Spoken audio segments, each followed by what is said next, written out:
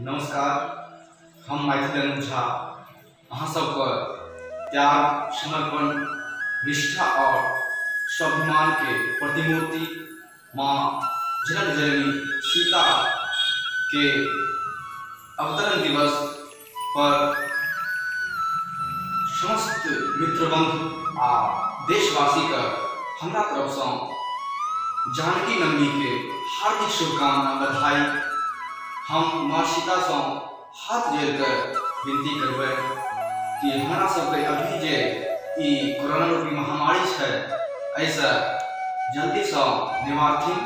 अहूँ सबसे आग्रह करब जे माँ सीता के कल जोड़ कर विनती करियो कि एखन जे समस्त विश्व पर कोरोना रूपी महामारी ई प्रलय आयल है, ई प्रलय जल्दी से दूर हुए और हमरा सबके जीवन में फिर से वह सुख शांति मिले।